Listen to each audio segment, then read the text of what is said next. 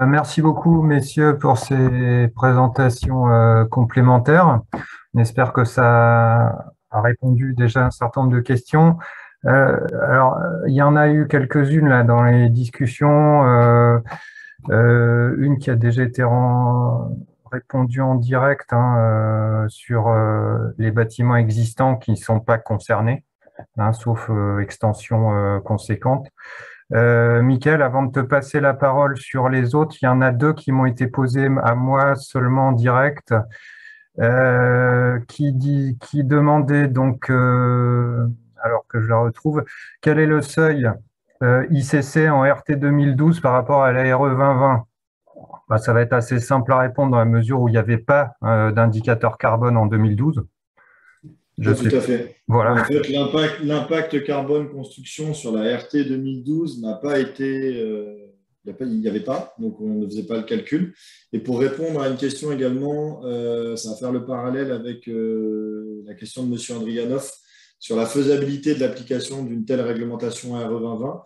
Et c'est notamment Romuald qui lui a apporté la réponse. C'est-à-dire qu'entre la RT 2012 et la RE 2020, pour mettre ces seuils, on n'a pas sorti 720, 560 de nulle part, pour mettre ces seuils d'impact carbone construction, on s'est appuyé sur le label expérimental E+, C-, qui permettait d'évaluer, c'était sur des appels à projets, d'évaluer l'impact carbone de la construction sur des projets qui répondaient à ce label-là. Et donc, du coup, c'est grâce à ça qu'on a pu un petit peu voir vers quoi on se dirigeait. Mais il n'y en avait pas RT 2012, en effet. Ok, merci. Et puis, deuxième question qui m'était posée directement, c'est est-ce que dans le cadre d'un lotissement comportant plusieurs maisons, toutes les maisons seront effectivement soumises à un contrôle? J'ai cru comprendre que ce n'était pas forcément le cas. Alors, je ne sais pas s'ils vont garder il y aura sûrement le même dispositif que le contrôle qualité, voilà, global sur les constructeurs de maisons individuelles. Enfin, Dimitri, peut-être que. Alors, au niveau des contrôles, donc un lotissement, si c'est un lotissement réalisé par un maître d'ouvrage avec ses propres maisons, là, il y aura effectivement des contrôles par sondage, par échantillonnage. Si c'est un lotissement ouvert au privé, chaque maison devra être contrôlée aussi bien en termes d'étanchéité que de ventilation et que d'attestation de fin de chantier. Ok. Michael, je te laisse peut-être sur les autres questions qui restent. Sachant que, pardon, pour le contrôle par échantillonnage, donc on sera pénalisé sur la valeur de perméabilité à l'air, si jamais on part sur ce principe-là. Il y aura, oui, effectivement un coefficient multiplicateur d'1,2 sur les projets d'échantillonnage.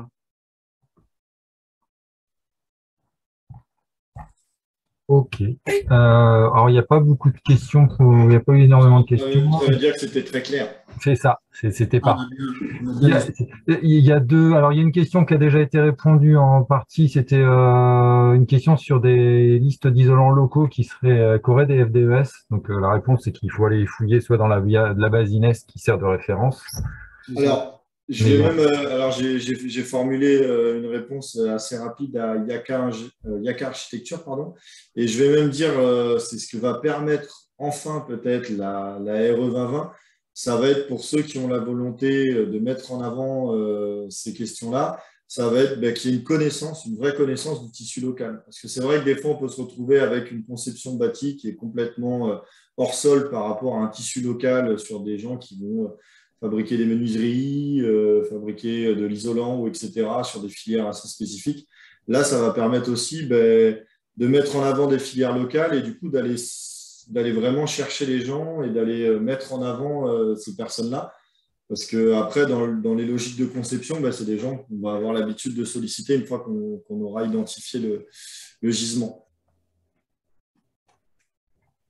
Et donc, il y a la première question qui est question-remarque, je pense, de Madame Lacarrière. C'était sur la question de la mise en œuvre concrète de tout ça, parce que comment avoir tous les éléments au dépôt du permis de construire, est-ce qu'il va falloir attendre d'avoir fait le CCTP pour pouvoir déposer le PC et avec les risques d'instruction que ça va éventuellement de remise en cause suite à l'instruction. Il y en a qui ont des remarques là-dessus. Bah, Stéphane l'a plus ou moins. Enfin, je sais pas, Stéphane, si tu veux réexpliquer, mais Stéphane l'a plutôt. Enfin, de toute Oui, manière, la effectivement. question est intervenue avant l'explication de Stéphane. C'est ça, c'est que de toute façon, il y a un travail en amont qui est avant le DCE, enfin avant la consultation, il y a un gros travail. Comme j'ai dit, aujourd'hui, on le verra sur les projets à venir, mais on ne se rend pas compte aujourd'hui la charge de travail que ça va impliquer. Aujourd'hui, ça va être un travail énorme. Aujourd'hui, nous, on a fait les formations. C'est fou. Enfin, pour vous expliquer, en gros, le détail où on va avec les fiches FDES, lors d'une formation, on a géré un pavillon, une porte isoplane intérieure, on met la porte, mais on met aussi la serrure et la poignée. Voilà, c'est dans le détail de tout ça. Aujourd'hui, une fondation pour un bureau d'études structure, c'est le maniement des terres, c'est-à-dire qu'aujourd'hui, il y a une réglementation, attention, si la parcelle, je ne sais plus, c'est 500 mètres carrés, si on brasse les terres, on peut, si on fait plus de 500 mètres carrés, je crois, on peut la laisser sur la parcelle, autrement, on n'a pas le droit, il faut l'évacuer. Donc, il y a tout ça qui rentre en ligne de compte. Donc là, s'il y a un bureau d'études VRD ou si c'est l'économiste qui s'en charge, il faut qu'il intègre tout ça, qu'il nous donne effectivement, entre guillemets, le camion qui va le transporter, qu'il estime. Enfin, là, on va vraiment au fond des choses au niveau de la CV. Il va falloir tout détailler la construction. Comme je dis, on va aller jusqu'à la longueur du fourreau TPC qu'on va passer entre la limite de propriété et la pénétration du logement, par exemple. Ça va être les piquets de clôture. On ne se rend pas compte, mais c'est énorme, quoi.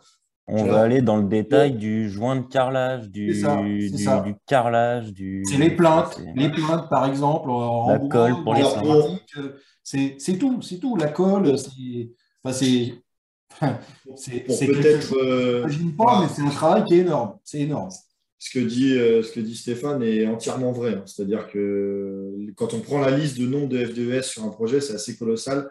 Néanmoins, sur les 2 premières années du label, oui. on va dire qu'il est laissé les seuils à respecter sur les 2 premières années du label. C'est de la théorie, bien évidemment, il faudra le mettre en pratique. Ils sont normalement prévus pour que les conceptions passent plutôt facilement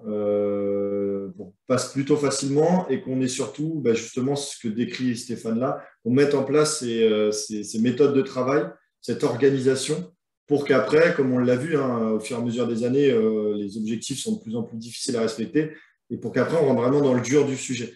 Mais c'est vrai qu'il va y avoir toute cette phase-là, les 2 ans qu'on va avoir, 2022-2024, où toute cette gymnastique, cette création d'outils, cet échange et ces habitudes de produits, de matériaux, il va falloir qu'on les intègre.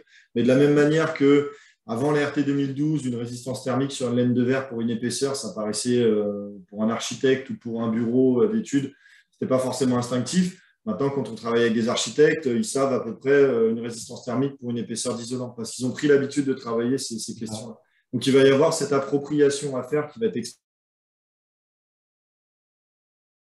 parce qu'on fait des études, mais qu'il va falloir digérer sur 1 an, 2 ans. Ouais, et puis ça va. Et puis je pense qu'il faut déjà prendre la bonne initiative de travailler dans le bon sens avec les objectifs futurs et pas se baser sur les objectifs entre guillemets qui sont favorables à ce jour. Il faut déjà penser à demain parce que demain ça se rapproche et puis on en a besoin d'aller dans ce sens-là parce que plus tôt on ira, mieux ça sera pour la planète et le reste.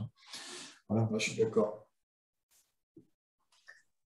Il y a une petite question de Yaka Architecture sur les énergies les moins carbonées. En l'occurrence, l'électricité. Mais donc avec des coefficients de performance intéressants, donc la pompe à chaleur. Et puis il y a le bois aussi, le bois qui est aussi. Le bois, effectivement. Alors attention, je parle pour le bois. Attention lorsqu'on fait des logements sociaux, entre autres. Le poêle à granulés dans le logement social, j'en ai fait. En 2 mois, on a changé 3 poêles à granulés. Voilà. Parce que dedans, c'était une autoroute, c'était tout goudronné et le poêle était bon à changer, il était irréparable. Donc, je mets un petit peu l'accent là-dessus. C'est bien, c'est dans l'air du temps, c'est des bons produits, mais attention vers quoi on se dirige en fonction de la population qu'on va avoir dans les locaux. Donc, oui, puis alors pareil, quand on parle du vecteur électricité décarboné comme dit Romuald, oui, c'est bien parce qu'on est dans une situation très particulière en France, hein. On a ce volet décarboné sur l'électricité. Après, je vois, est-ce qu'on a une idée du surcoût pour le maître d'ouvrage de ces nouvelles mesures pour une maison individuelle standard? Ouais, il y a une question plus générale sur le surcoût des matériaux et le surcoût des études, d'une manière, tous les surcoûts que ça peut éventuellement générer. Alors pour le... Pardon. Ouais, au niveau des surcoûts, c'est dur parce qu'on multiplie un contexte et une nouvelle réglementation. Effectivement, il y a aujourd'hui un surcoût des matériaux, mais qui est indépendant de cette nouvelle réglementation. Après, au niveau des études, je dirais que ce n'est pas un surcoût des études, je dirais plus c'est des études complémentaires. C'est ça, tu as raison. C'est quelque chose qui vient en plus. Pour moi, tu me diras, Dimitri, si je dis bien de dire comme ça, pour moi, il y a la RE 2020 et il y a la CV. Il y a deux choses bien distinctes quand même. Aujourd'hui, c'est ça, tout à fait. Vous avez ce que j'ai expliqué, vous avez plusieurs étapes au niveau de la maison individuelle avec plusieurs études qui permettent à la fin d'avoir un projet conforme. Il y a l'étude énergie qui se rapproche un petit peu de la RT 2012 avec de nouveaux paramètres à prendre en compte. Et il y a une étude ACV qui est une étude un peu plus complexe à réaliser et qui nécessite effectivement du temps et du temps qui se traduit par des honoraires complémentaires. Voilà. Alors, sur les surcoûts, on est OK. Il y a une question sur, pouvez-vous préciser le niveau de souplesse admis entre 2022 et 2024? Au niveau de la souplesse, il n'y a pas de souplesse, il faut être conforme à la RE 2020. Donc, la souplesse, dans le sens, c'est cette phase d'apprentissage qui va nous permettre d'atteindre un objectif, mais on a une obligation de résultat. Là, quand on parle de souplesse, c'est qu'on sur l'année 2022 à 2024, on va avoir le droit au seuil les plus hauts, c'est-à-dire 740 et 640 pour lycée construction sur les logements collectifs et la maison individuelle. Et donc, c'est là où on considère que on a cette souplesse-là. Et après, l'année d'après, à partir de 2025, c'est là où les seuils commencent à être dégressifs et où là, on a de moins en moins de marge de manœuvre et où il faut de plus en plus rentrer assez loin dans le détail. Ensuite, je vois l'échec est-il envisageable et un retour en arrière possible? N'a-t-on pas peur de détruire les petites entreprises qui n'ont pas la capacité d'étude et de production des documents? Alors, pour avoir fait un projet en E+, C-, notamment, ce qu'il faut savoir, c'est que c'est dès la conception où il faut faire attention à quel endroit on va demander des F2S et à quel endroit on ne va pas en demander. Je m'explique, c'est que ma vision des choses, on pourra en discuter, mais quand on conçoit un bâtiment, typiquement quand on va prendre une plaque de plâtre, 99% des plaques de plâtre elles sont soumises à une FDES collective, puisque les plâtriers se sont groupés, signatent, etc., pour faire une déclaration. Donc sur ces produits-là, on sait que quand on met une fiche de déclaration environnementale et sanitaire, on groupe un lot de produits assez conséquent. Plus on va optimiser la conception du bâti et plus on va pouvoir se permettre sur des lots très particuliers de laisser, alors on parle pour les produits fabriqués, de laisser des entreprises fabriquer et fournir des produits. Donc là-dessus, on aura la possibilité en conception de l'anticiper et de le prévoir. Par contre, une petite entreprise, par exemple, je dis une bêtise, une petite entreprise qui travaille avec des produits de grands groupes, elle aura accès à la F2S très facilement, en fait. Moi, j'ai eu le cas où des entreprises me disaient « mais où est-ce que je trouve ça ?» On leur disait contactez le fabricant, et le fabricant il avait déjà le dossier, il leur avait envoyé, puis les F2S, on les a reçus dans la foule. Ouais, c'est une base de données aujourd'hui sur Internet où tu retrouves toutes ces F2S. Tout à fait. Mais après, je dis une bêtise, s'il y a un fabricant de menuiserie en local qu'on souhaite mettre en avant, il y a assez peu de FDES sur les menuiseries, on va dire ça comme ça. Donc là, ça veut dire qu'ailleurs, il va falloir qu'on soit un peu plus vigilant pour essayer de laisser ça ouvert en conception. Parce que ce qu'il faut savoir, c'est qu'à partir du moment où on met une fiche de déclaration, si à partir du moment où on met des données par défaut de l'environnement, on peut accepter tout type de produit, peu importe la marque du produit.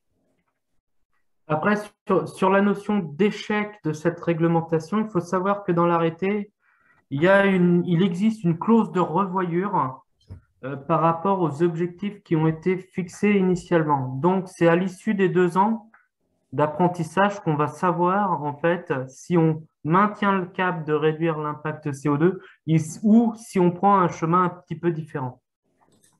On a une très très bonne question du cabinet Laurent Morlet, économiste. On s'est posé la question entre nous, c'est sujet d'échange.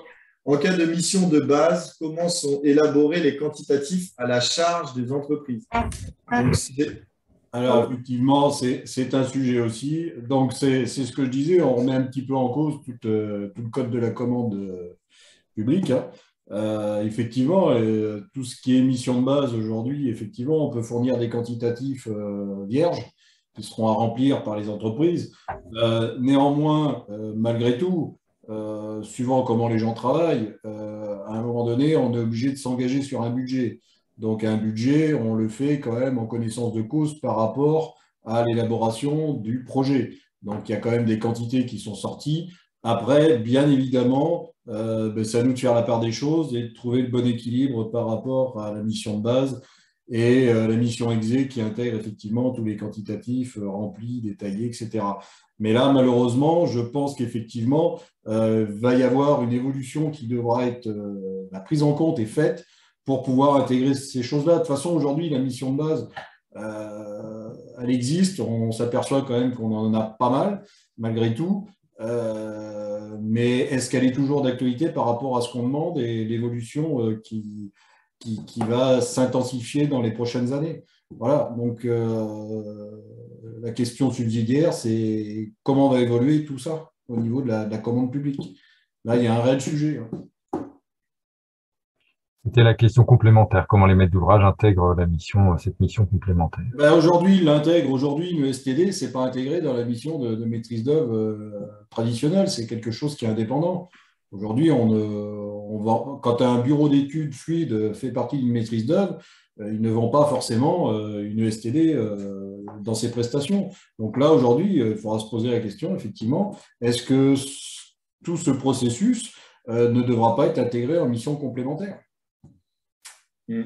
Ça, c'est la question qu'il faudra se poser. Mais malheureusement, nous, on voit la charge de travail qui est réalisée, on voit ce que ça impacte, parce que malgré tout, le maître d'ouvrage, il va aussi avoir un impact sur son projet. Aujourd'hui, je vais prendre un exemple. La conception du bâtiment qu'il choisit va se faire sur un terrain. Aujourd'hui, ce qui fait le bon choix du terrain. Voilà, ça va commencer par là.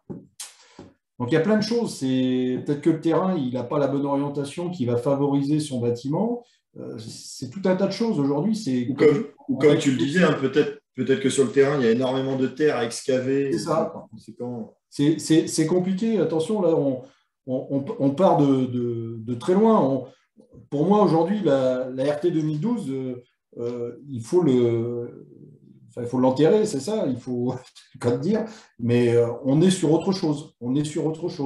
Donc là, c'est plus complexe, c'est beaucoup plus de démarches, c'est beaucoup plus de travail, c'est beaucoup plus de temps alloué pour arriver au résultat escompté et nécessaire. Donc oui, là, c'est, je pense, une mission complémentaire à voir. Alors après, bien sûr, il faudra discuter avec tout le monde, savoir comment c'est intégré. Nous, je sais qu'on a discuté entre nous en tant que bureau d'études, c'est évident qu'aujourd'hui, le calcul, notamment le calcul ACV, on ne pourra pas le faire comme on a intégré à ce jour, entre guillemets, un calcul RT 2012. Voilà. Ou une étude de faisabilité énergétique. Exactement, ça fait partie aussi des choses, tu as tout à fait raison. Effectivement, c'est des missions ça, qui ne sont pas normalement intégrées par défaut dans une mission de maîtrise d'œuvre classique. Et l'implication de toutes ces missions concerne le maître d'ouvrage et l'ensemble de l'équipe de maîtrise d'œuvre. Ça ne concerne pas que le bureau d'études. C'est ça. C'est un travail collectif. Voilà. Pour les deux, j'ai l'impression que l'on va encore moins donner accès à la propriété à des particuliers qui peinent aujourd'hui à construire ateliers CD d'archi. CDRHI, pardon. Voilà. Encore une fois, moi, je partage que ma vision des choses, mais clairement, l'objectif numéro 1, c'est de diminuer l'impact carbone et de trouver un équilibre carbone, c'est la politique nationale. Clairement, aujourd'hui, l'habitat individuel construit en lotissement avec son petit terrain particulier et sa voiture pour y accéder, c'est une cible de la RE 2020. C'est-à-dire qu'aujourd'hui, il y a la volonté pour les personnes qui souhaitent construire de manière individuelle de limiter cet étalement urbain, je vais dire, ou ce phénomène de lotissement, et de rendre les projets de construction, ce n'est pas impossible, mais plus compliqué ou plus cadré.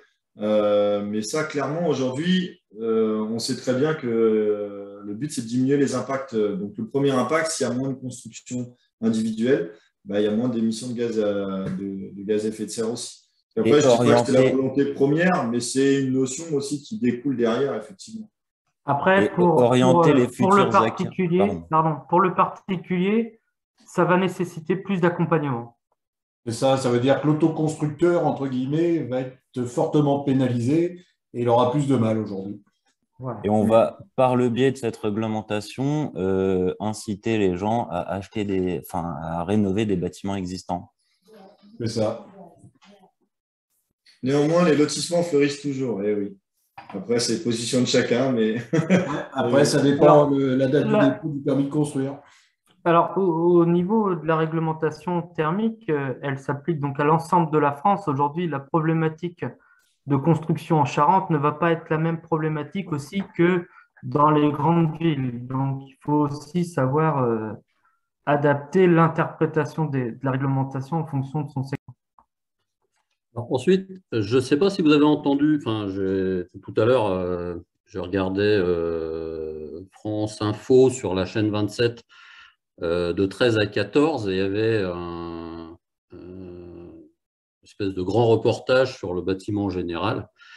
Et il y avait une intervention qui a fait un peu de bruit de la part du ministère du Logement, où il était clairement expliqué que le modèle de maisons individuelles, surtout dans l'approche du lotissement en raquette, faisait partie de ce qui était un peu dans le viseur de ce ministère dans le cadre de la RE 2020 et qui était parmi ce qui était le plus énergivore comme type de construction. C'est ça, c'est ce qu'on disait. Effectivement, Adrien. Oui, c'est ça ce qu'on disait. Hein. Clairement, de toute façon, on est tous capables d'analyse un petit peu dans ce qui vient d'être présenté. Et forcément, oui, la construction individuelle est visée. Ce n'est pas dire l'ennemi public, mais forcément, c'est dirigé, c'est orienté pour limiter la construction individuelle. Tout à fait. Alors, après, il y a une question. Est-ce que les maîtres d'ouvrage se prononcent sur le sujet? Cette mission est donc obligatoire, doit être inclue au CCTP, maîtrise d'œuvre, CCAP, et non comme une STD optionnelle jusqu'à aujourd'hui. Ce serait intéressant, effectivement, d'avoir les avis des MOA présents, éventuellement.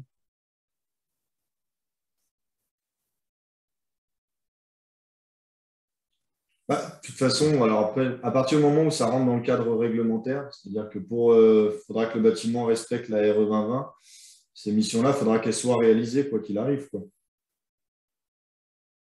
Donc, il va falloir qu'elles soient mentionnées. Et alors après, le caractère obligatoire, j'en sais rien. Moi, je ne vous parle pas à la place des maîtrises d'ouvrage. Mais quoi qu'il arrive, vu que ces missions doivent être réalisées, comme l'a expliqué Stéphane, que ce soit par un bureau fluide ou un bureau environnement, on va dire RE 2020, il faut que cette mission-là soit faite. Donc après, le caractère, on va dire, je ne vois pas le caractère obligatoire, mais c'est plus que le caractère optionnel n'est pas vraiment envisageable. Après, à voir avec les maîtres d'ouvrage, je ne sais pas si… Sur l'aspect des contrôles, peut-être, Jérôme, est-ce que tu peux nous dire comment ça va être contrôlé, tout ça, par l'administration? C'est-à-dire la question, hein, c'est y a-t-il un contrôle de valeur légale pendant, avant et à la fin du projet? Alors, le contrôle ne va pas changer de ce qui se fait actuellement. C'est-à-dire qu'il s'avère que c'est au sein de mon unité qu'il va y avoir les deux contrôleurs, les deux CRC, donc contrôleurs réglementaires de la construction.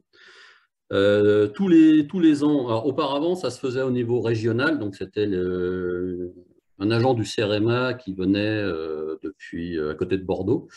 Donc maintenant, ce seront des contrôleurs de Charente qui feront les contrôles en Charente. Nous avons l'ensemble des permis de construire qui ont été déposés et qui sont potentiellement contrôlables. Donc, le délai légal, c'est 6 ans après le dépôt du permis de construire pour réaliser le contrôle in situ ou par dossier. Sachant que d'une façon générale, on essaye de viser un moment où la construction est quasiment terminée, voire terminée, mais où les occupants ne sont pas encore dedans. C'est beaucoup plus simple, notamment pour le collectif, sachant que la maison individuelle également, alors pas en autoconstruction, mais que la maison individuelle construite fait partie de ce qui est également contrôlé. Alors, naturellement, on ne peut pas contrôler toutes les constructions, donc on procède à un tirage au sort d'une façon générale en fonction du volume. On contrôle un petit peu de collectif, un petit peu de maisons individuelles, et ensuite les contrôles peuvent être uniquement sur dossier, ce qui arrive la plupart du temps, mais il y a aussi des contrôles in situ avec des mesures sur différents segments. Donc, on a parlé tout à l'heure un peu d'une innovation, c'est Dimitri qu'on a parlé, une innovation, un renforcement en tout cas de la ventilation. Et je le rejoins, effectivement, les chiffres sont assez impressionnants sur ce segment-là, où on a plus de 80% de dispositifs de ventilation dans les bâtiments d'habitation qui ne sont pas conformes à la réglementation. Mais il y a également la construction par elle-même, et il va y avoir, comme je l'ai dit aussi tout au début, de rajouter la vérification de la notice de calcul, soit celle qui est déposée au moment du permis de construire, soit celle de bilan post-permis de construire, parce qu'il y a une... Pardon, je ne sais pas ce que j'ai fait comme bêtise. J'appuie avec n'importe où avec mes doigts. Donc, le CRC, contrôle réglementaire de la construction, ce qui est nouveau, c'est la vérification de la notice de bilan énergétique que j'avais évoqué tout à l'heure. Mais les contrôles ne vont pas sur leur fond changer d'auparavant.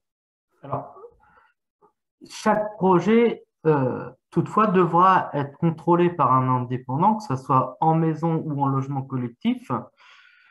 Chaque maître d'ouvrage devra faire intervenir donc un contrôleur pour vérifier la conformité à la RE 2020. C'est ce contrôleur qui pourra délivrer l'attestation de conformité d'achèvement des travaux. On reste sur le principe de la RT 2012 avec des éléments supplémentaires. Là, il y a aussi le contrôle légal de l'État qui prend certains bâtiments, qui va les contrôler en complément par-dessus. C'est ça.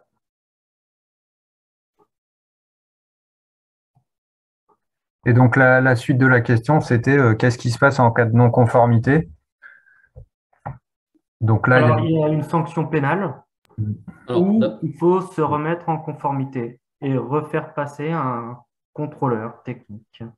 C'est-à-dire que dans le cadre du CRC, ça dépend. C'est-à-dire ça dépend de la nature de la non-conformité et de son importance. Surtout, par exemple, il y a des non-conformités où il y a une forme de confiance dans le fait où on va te dire au constructeur, bon, bah voilà, vous remettez les aérations, par exemple, sur les fenêtres qui ont été oubliées. Bon. Par contre, si c'est un garde-corps de balcon qui est non conforme, donc là où il y a une notion de mise en danger des occupants, il va y avoir un repassage pour une vérification. Et selon la bonne volonté du maître d'ouvrage à reprendre les malfaçons, effectivement, le contrôleur est en lien direct avec le parquet, avec le procureur. Alors là aussi, c'est une petite particularité, mais mes deux agents Mes 2 collaborateurs sont assermentés et je n'ai aucun droit de regard sur ce qu'ils vont faire avec le procureur. Même moi qui suis le responsable de l'unité, je ne peux pas interférer dans le suivi de leur procédure. Donc, c'est quelque chose chez nous qui est qui est quand même assez particulier. Et donc, il peut y avoir effectivement une demande de sanction au pénal. Ça peut aller assez loin selon la nature de la malfaçon et la bonne volonté d'y remédier du bâtisseur. Il y a une dernière question, dernière pour l'instant. Que répond la commande publique au fait qu'on devra implicitement imposer des matériaux stipulant l'empreinte carbone? Donc, c'est ce que je disais. Pour l'instant, on a cette problématique-là. C'est qu'aujourd'hui, la commande publique, on ne peut pas imposer de archétype, sauf qu'à un moment donné, dans le cadre de la conformité de notre bâtiment, on sera obligé d'évoluer vers, alors pas tout de suite, mais dans les années à venir, vu que ça sera de plus en plus contraignant, on va fermer un peu la boucle. Mais malgré tout, je pense que d'autres fournisseurs vont aller vers aussi des fiches FDES individuelles qui seront peut-être plus ou moins similaires sur certains produits. Mais ça, on fera comme aujourd'hui avec les performances des chaudières ou des pompes à chaleur. On ne mettra pas de marque, mais on mettra des rendements. On met des rendements aujourd'hui sur les pompes à chaleur, etc. Là, demain, on mettra des performances carbone. C'est-à-dire qu'on dira, par exemple, qu'un mètre carré, que la laine de verre utilisée ne devra pas dépasser 5 kg équivalent CO2 par mètre carré, sans citer de marque, sans rien. Il faudra que les produits présentés respectent comme une barre, un seuil, quoi, et de dire, on va respecter cette valeur-là. En tout cas, c'est comme ça que je vois la mise en forme dans les CCTP sans être coincé à préconiser un produit. C'est ça. Comme pour un vitrage aujourd'hui, voilà, un UW inférieur ou égal à 1,5 avec un coefficient SW de temps, etc. En fait, il ne faut pas voir ça comme un produit, mais comme une performance, comme dit Romuald. C'est-à-dire qu'aujourd'hui, c'est pas effectivement une FDES, elle est liée à un produit, mais ce qu'elle nous donne, c'est une performance environnementale, un impact environnemental. Donc, ce qu'on va mettre dans nos CCTP, c'est des impacts environnementaux par produit à respecter. Et dans ce cas-là, on essaiera de ménager la chèvre et le chou sur le total de l'opération. Il y a la remarque qui fait que ça va générer une surcharge de travail sur l'analyse des offres. Et il y a une question sur le bilan carbone transport. Est-il pris en charge? Et si oui, la relocalisation de la production est-il un objectif indirect?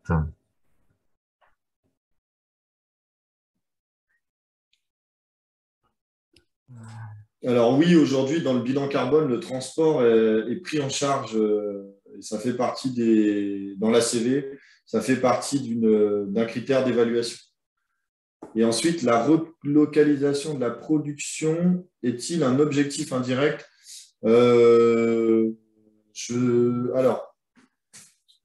on ouvre des questions sensibles. Alors, encore une fois, ce que je dis n'engage que moi, parce que c'est des sujets assez compliqués. Je vous invite, pour ceux qui sont présents ici, à aller fouiner sur la base INIES. Vous pouvez directement consulter les FDES par type de produit, etc., etc. Et en fait, ce qu'il faut comprendre, c'est que vous verrez que ce n'est pas toujours les isolants qu'on s'imagine qui ont les performances ou l'impact environnemental les mieux. Il y a des petits sursauts sur quelques éléments. Pourquoi? Parce qu'il y a aussi la capacité qu'on a à produire une matière en grande quantité fait que des fois, ça écrase un petit peu le coût carbone, voire même des fois absorber le côté transport. Donc, je pense qu'il y a une volonté première. Je pense que le gouvernement, derrière ça, c'est comme tout, c'est à chaque problème, il répond avec une réglementation. Aujourd'hui, il y a un objectif zéro carbone, et en gros, c'est tenir cet objectif-là. Après, les impacts autour, je ne sais pas si ça a été anticipé ou non. Quoi qu'il arrive, si on a une production en local, on prend le cas le plus défavorable, si on a une production en local qui est très énergivore, je dis une bêtise, si on était avec une centrale à charbon, etc., pour produire un produit, alors qu'un produit un peu plus loin serait fabriqué de manière beaucoup plus verte, on n'aurait pas forcément l'impact carbone qui serait en faveur du produit le plus local. Il faut aussi faire attention, c'est que dans l'analyse de cycle de vie, aussi bien l'extraction du produit, l'énergie utilisée pour sa fabrication, etc., tout rentre en compte. Donc, la filière énergétique sollicitée pour fabriquer le produit va rentrer en compte. Donc, quand on est sur un pays qui utilise des centrales à charbon, un pays qui utilise le nucléaire, un pays qui utilise d'autres choses, etc., les valeurs peuvent changer également. Après, si on a une relocalisation du savoir-faire, tant mieux. Moi, c'est ce que je souhaite aussi. C'est tant mieux si on arrive à réapprendre à faire localement les choses et puis aller courir à l'autre bout de la planète, parce qu'aujourd'hui, on le voit tous sur les chantiers, les problèmes d'approvisionnement. Tant mieux. Enfin, je ne sais pas si mes confrères ont autre chose à dire dessus, c'est mon avis. Moi, je suis assez d'accord. A priori, il faut quand même faire attention au bilan global et ce que tu as très bien expliqué, mais je pense qu'effectivement, un des buts quand même est de relocaliser la production de matières premières. Ouais. C'est ça. Maintenant, le problème des FDES, c'est que tout est moyenné, donc le bilan transport, il va être le même que l'on construise à proximité d'une unité de production de tel ou tel matériau ou qu'on construise à 500 km. Donc, ça tient pas toujours en compte la réalité concrète du lieu, quoi, sur la question transport. Ouais, ça correspond en fait à une moyenne de production et de transport pour les produits en France. Voilà. Moi, en sachant que le transport, ce n'est pas toujours ce qui a l'impact le plus fort. Ouais, c'est clair. Moi, j'ai une question, parce que je ne pense pas qu'il y en ait. Il y en a une autre. Si, le tableau comparatif des fiches FDES, ouais. Ça, c'est de la même manière que les. Bon, je pense qu'il y en a déjà qui s'organisent là-dessus, mais c'est clairement ce qui va apparaître, je pense, au fur et à mesure de l'utilisation de la RE 2020. C'est-à-dire qu'on va avoir comme un book. Aujourd'hui, c'est pas dur. Il y a eu l'RT 2012. On a vu que le parc-palais de verre s'est sorti largement avec la RT 2012. Aujourd'hui, clairement, il va y avoir des boucles de conception ou de construction, je pense, qui vont émerger avec forcément des gens qui vont venir en mettant en avant leurs produits, en comparant à leurs concurrents, etc. Mais c'est un outil qui va apparaître, je pense. Nous, en interne, il est déjà en cours de fabrication, mais c'est un outil qui va apparaître. Et il existe déjà des logiciels qui le font, oui. Elodie by ICP, par exemple, le fait déjà. Vous pouvez observer sur un même graphique plusieurs FDES concernant un matériau pour voir lequel a le meilleur impact carbone, etc. Moi, j'avais une question justement sur les types constructifs, là, parce que je voulais comprendre un peu comment le ICC, là, la réduction progressive du seuil de carbone construction, allait se répercuter sur les types constructifs. Il a été beaucoup dit qu'à terme, on ne ferait plus que de la construction bois. Voilà, comment ça va se manifester concrètement par rapport aux types constructifs? Alors, je ne sais pas, il y en a un de vous qui veut répondre ou je réponds? Je ne sais pas. Globalement, on est sur un état des lieux là, pendant 2 ans, avec aujourd'hui un gros travail de la part des industriels pour mettre en place ces fiches FDES. Donc, le constat aujourd'hui est qu'on n'a pas les éléments et on n'a pas le retour pour savoir exactement qu'est-ce qu'il en sera en 2031. Effectivement, il a été souhaité que d'ici 2031, on soit, et c'est le souhait du gouvernement, basculer en 100% bois, sauf qu'il y a des études contradictoires qui expliquent qu'aujourd'hui, la filière bois ne serait pas prête pour construire les maisons d'ici 2031. Donc, je pense qu'il faut avancer un petit peu par étapes pour vraiment savoir où est-ce qu'on va pouvoir finir. Et après, alors, pour répondre aussi en partie à ça, cette vision-là qui est de la transition du béton vers le bois, elle se pose dans une vision où il n'y a pas d'évolution de la il n'y a pas d'évolution ou de changement dans la manière dont on produit. Il ne faut pas rêver, les industriels du béton, ils ont déjà anticipé ça sur leur chaîne de production. Alors, je pourrais vous retrouver l'article et vous le passer, mais il sort déjà des bétons aujourd'hui avec une empreinte carbone équivalent à 0 quasiment. Je vous passe le greenwashing et tout ça, je vous donnerai les détails de l'article. Aujourd'hui, c'est juste qu'il est inabordable en termes de prix. Mais il faut savoir que des filières aussi importantes que celles-là s'organisent aussi, parce qu'elles ne vont pas se laisser mourir simplement comme ça, pour avoir des productions de plus en plus vertueuses. Alors, je ne dis pas que le béton, c'est vertueux, mais le béton tel qu'il est produit aujourd'hui, c'est une catastrophe. Si demain, on était capable de produire du béton et que les filières R&D des bétonneux arrivaient à développer des produits plus respectueux de l'environnement, cette filière-là serait redynamisée. Par contre, comme dit Dimitri Banac, si la production du béton elle reste telle qu'elle est faite aujourd'hui, forcément que la filière bois, à terme, tirera son épingle du jeu. Mais aujourd'hui, c'est ça, quand on disait qu'on parle de souplesse aussi, c'est que de 2022 à 2024, il y a je reprends les termes, mais cette espèce d'état des lieux. On prend en main un petit peu la RE 2020, on fait nos premières ACV, on sort un petit peu tout ça, voir comment ça s'articule. Et après, les filières qui s'organiseront le mieux sont celles qui survivront, clairement. Il y a une question, mais il y a eu la réponse a été donnée plus haut sur l'impact de la RE 2020 sur les projets de rénovation. La RE 2020 s'applique aux constructions neuves et aux extensions, tout ce qui est bâti existant, rénovation, réhabilitation complète, voire changement de destination, ne sont pas concernés par la RE 20. Pas encore. Ce sera à partir de janvier 2023, c'est ça? Alors, pour les extensions et les surélévations, ce sera à partir de janvier 2023. Par contre, si on reste sur un bâti existant qu'on ne transforme pas, auquel on n'ajoute pas de surface neuve, on continuera d'être sur la réglementation thermique des bâtiments existants. Après, ce que moi, je ne sais pas, c'est si dans 5 ans, ils vont changer cette réglementation-là. Voilà. A priori, il y a un travail… C'est toujours la RT élément par élément ou global qui s'applique. Exactement, mais il y a quand même un travail qui est fait sur la filière des bâtiments existants avec depuis peu quand même, le décret tertiaire et puis d'ici à 2024 des nouveaux textes qui sortiront pour mieux rénover nos bâtiments existants. Et pareil, contrôler l'aspect énergétique et isolation.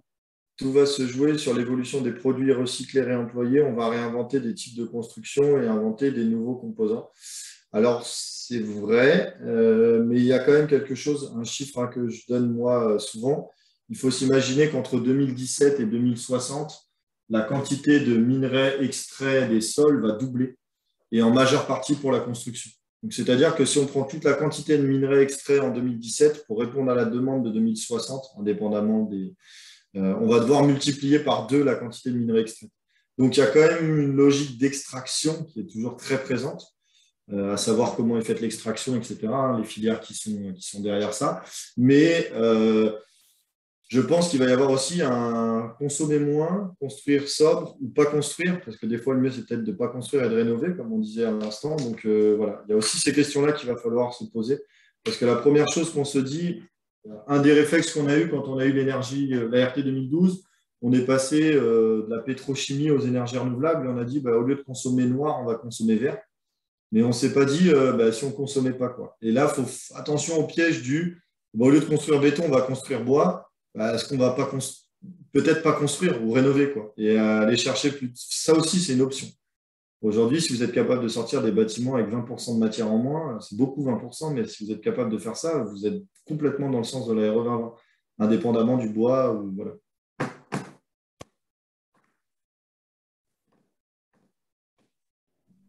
Pas de nouvelles questions. Bon. En tout cas, merci à tous. Oui, merci beaucoup. Moi, je tiens à remercier aussi nos 4 thermiciens et puis Jérôme de la DDT à qui on a construit ça. Ça s'est fait de manière en bonne intelligence. Et puis donc, merci à tout le monde pour votre présence, pour vos présentations. Et n'hésitez pas. Je répète, il y a eu des demandes là sur la transmission des supports. Mais on n'a pas forcément toutes les adresses. Donc, envoyez-nous un mail sur contact@CIE16 et on pourra vous transmettre ça. On se revoit pour la RE 2030. C'est ça. C'est avant. Dans l'espace. La RE existant, ouais. Merci beaucoup. Bonne fin de journée. Au revoir. Au revoir. Bonne journée. Au revoir. Hein ? C'est à vous, au revoir.